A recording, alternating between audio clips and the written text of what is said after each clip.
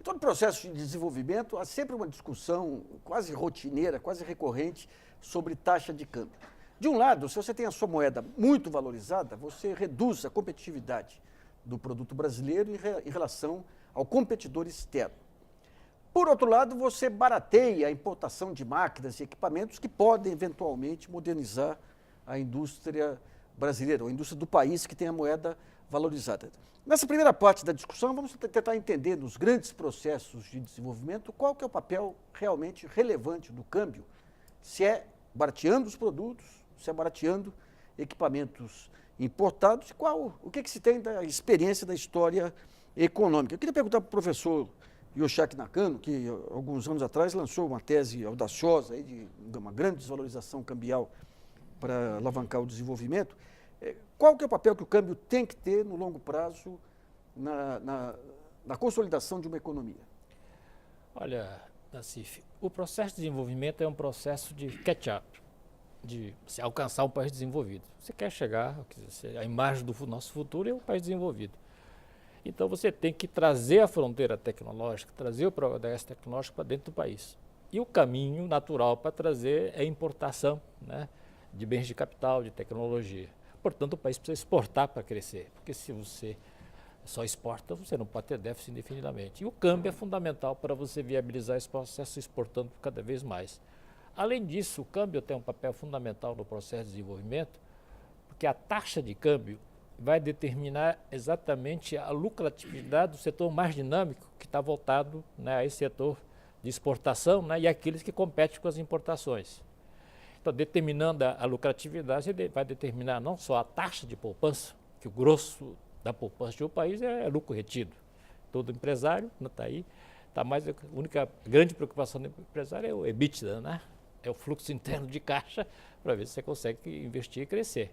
E você aumenta o fluxo de caixa. E com isso, então, você tem poupança, né, para financiar o investimento.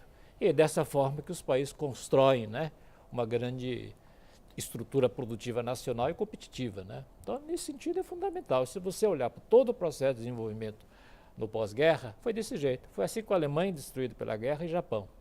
Os Estados Unidos abriu o mercado, reconstruíram a sua indústria, exportando inicialmente para os Estados Unidos. Os tigres asiáticos copiaram o modelo japonês, mais tarde a China e a Índia copiaram o mesmo modelo. Agora, essa crise financeira eu acho que traz alguma novidade, porque é difícil de você esperar daqui para frente que as exportações tenham o mesmo papel que teve no período pós-guerra. As economias desenvolvidas vão crescer muito menos, a China é um exportador agressivo, né? Então eu acho que essa equação da questão do câmbio está mudando um pouco. E no Brasil eu acho que teve um outro fato novo, né, que me levou também a rever algumas coisas. Nós estamos assistindo nos últimos anos, a partir de 2004 pelo menos, um novo fator dinâmico interno, endógeno. A própria estrutura produtiva do país está sendo capaz de gerar efeitos dinâmicos que se autossustentam, que é o surgimento dessa classe C. E é um processo de crescimento puxado, né, pelo consumo. E, portanto, o salário tem um papel fundamental. Então, aquele modelo, digamos, chinês de você fazer a desvalorização, o salário no momento cai, e fazer o salário crescer rapidamente, né, com aumento de produtividade puxado pelas exportações, eu acho que não é bem mais o nosso modelo. Então, nós temos que ser um pouco mais moderado nessa questão de câmbio, né, evidentemente proteger a nossa indústria contra a competição. Então, você tem que ter um câmbio adequado nesse sentido. Mas também o câmbio também tem um papel importante de manter o salário real, né?